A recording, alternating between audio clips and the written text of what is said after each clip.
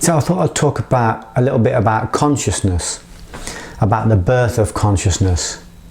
If you're watching this podcast, then I would imagine that you're searching, and if you're searching, your search is ordained. Anybody that's searching for meaning is already in a place of good karma. They're already in a place of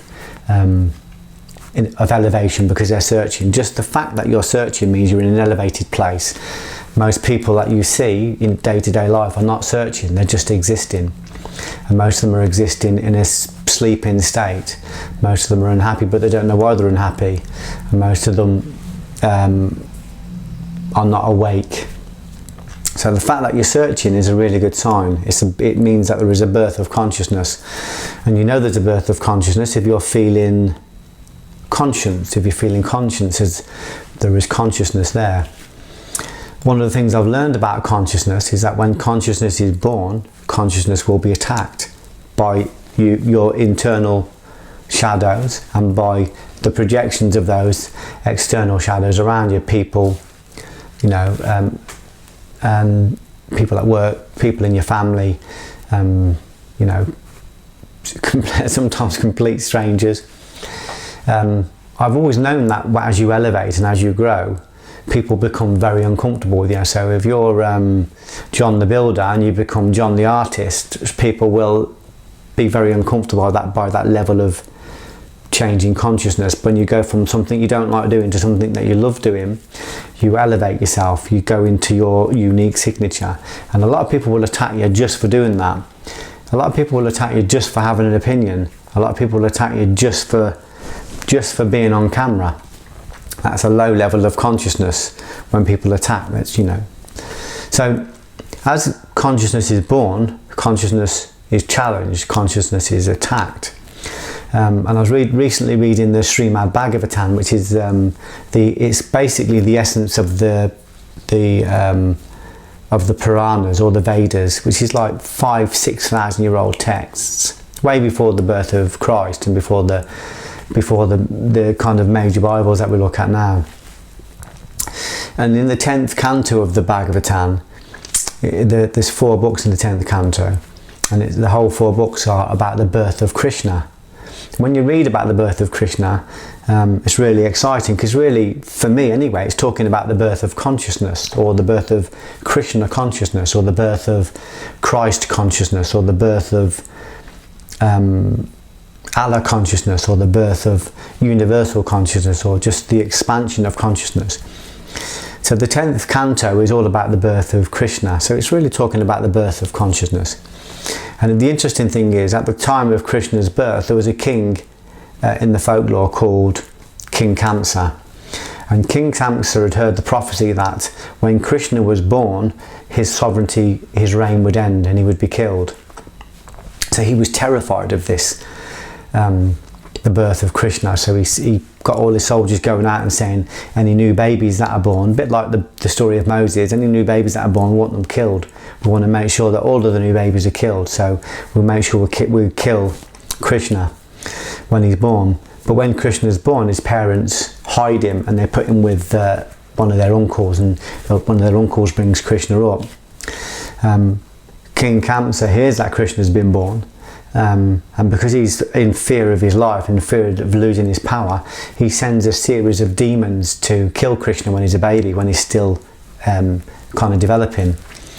But of course, Krishna is consciousness. So every time these different demons come, I think there's about a dozen of them, each time one of the demons comes to attack Krishna and kill Krishna, Krishna defeats them. And he said them attacking him is like a fly flying into a fire. They can't exist in his presence. When he kills these demons, he says the nature of the demon is elevated, is liberated, and the effulgence, the power that's in the demon, goes over to Krishna, and Krishna expands. And this goes on and on and on. Kamsa keeps sending demon after demon to kill Krishna, but each time the demon comes, Krishna kills the demon. The nature of the demon is liberated, and the effulgence, the energy, comes over to Krishna and he expands.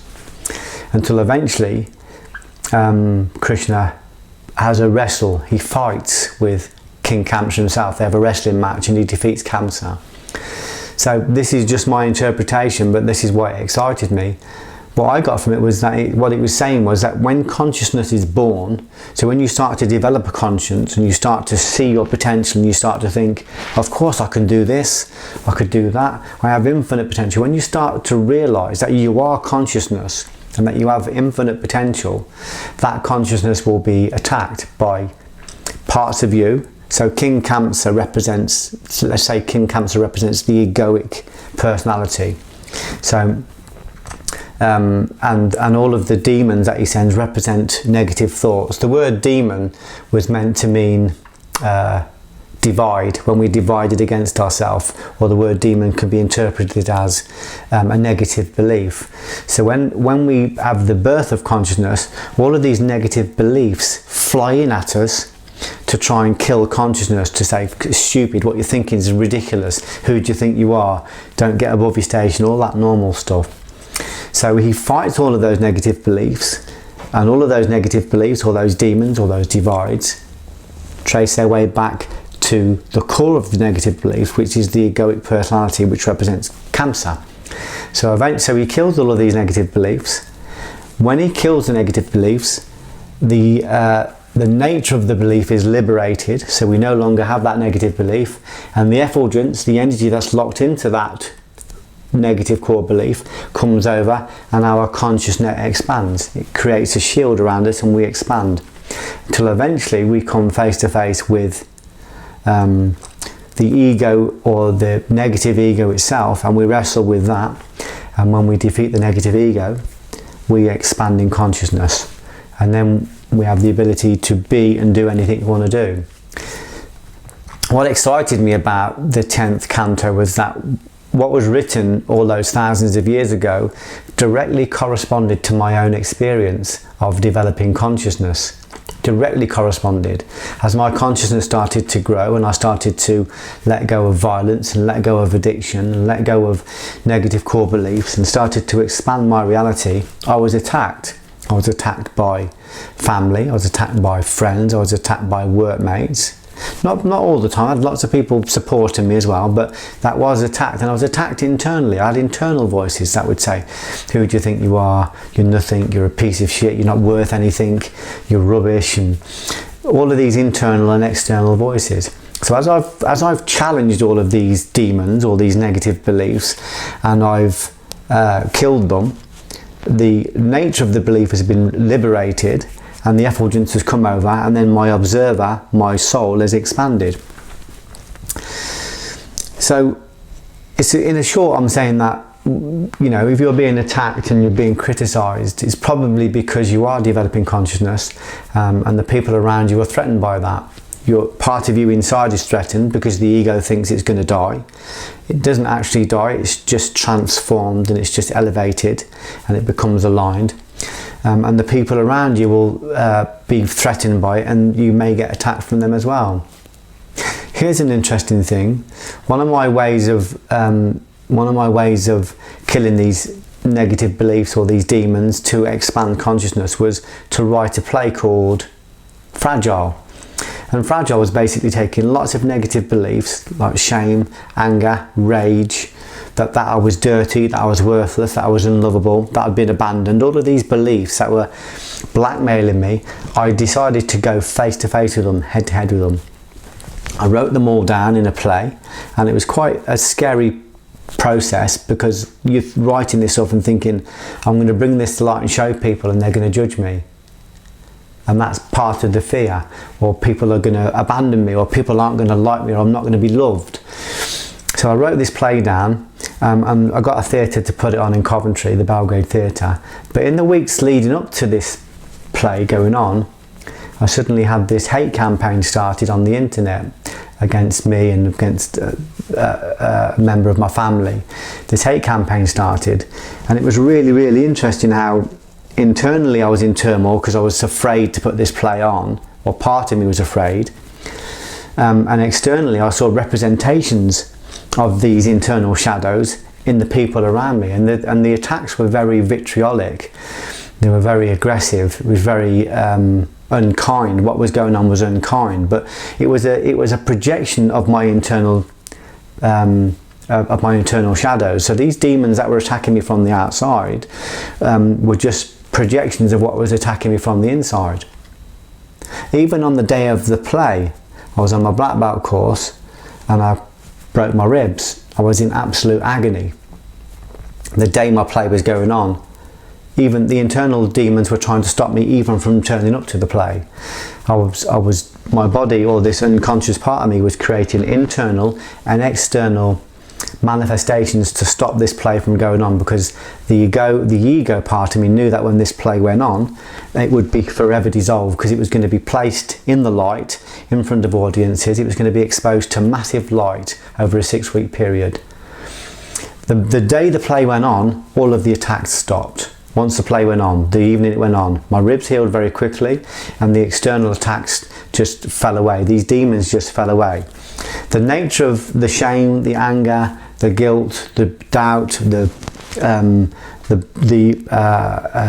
blame, all of that dissipated. It just dissipated. All the stuff that I was carrying just were completely liberated. I lost those fears immediately, and the effulgence, the energy that was locked in all of those places, just came back to me, and my consciousness expanded, and not just in a metaphorical way or a theoretical way. I literally expanded. I was suddenly being asked to go and do more talks, being in different places, in more elevated positions. Everything in my life changed. I felt this overwhelming unconditional love for the people around me, even the people that attacked me and was attacking my family. I felt an overwhelming love for them, even to the point where if I saw them, I say to them, why would you do that when you know I love you? Because I did. I felt this massive expansion of love. So as consciousness is born, and I often go to war with my demons by writing about them. That's how I do it. I bring them to light by writing about them. We will get the internal jihad and the external jihad. The internal jihad is the most difficult one, and it's the only one that's real, but we will see external manifestations of it. So we have to be courageous, and we have to recognize that the building blocks for consciousness, or for the expansion of consciousness, or for the housing of consciousness, lies in all of these kind of dark, shadowy places that we don't want to look at. So we need to look at our disavowed, disowned, disapproved of selves. We need to go to those dark places. We need to embrace them, and we need to grab them and say, I'm not going to let you go until you acknowledge me. I'm not going to let you go until you love me. So I love that. If you get a chance to read the Bhagavatam, it's the Srimad Bhagavatam. It's from the Hindu faith, and it's a beautiful parable about the birth of Krishna, and about how when consciousness is born, there will be internal and external attacks on that. But all of the stuff that is coming to attack you, which seems malevolent, is not actually malevolent. It's just parts of our old self that are coming up to be processed and to be liberated. It is an internal exodus. All of these disavowed selves will come up, and it feels as though they're fighting for sovereignty, but actually they're coming up, and we're able at that point to observe them non-judgmentally and dissolve them. The battle is just in observing them. And if you want to get a great book on that technique, on observing and dissolving, look at Eckhart Tolle's The Power of Now, or Eckhart Tolle's A New Earth. It's a technique. He does a specific technique in observation, and it's about 6,000 years old, this technique. It's very, very powerful. It really works. I really recommend anybody that wants to know the technique to look at any of Eckhart Tolle's work. And again, his work the power is in the application, and application is always difficult. You know, you're not going to become a great judo player by reading a book about it. But the techniques are there. So the birth of consciousness and these external attacks are normal, but we have to recognize that when we face these things and we observe them and we embrace them and we intercourse with them, the nature of the fear will be liberated and the effulgence will come over and we will expand.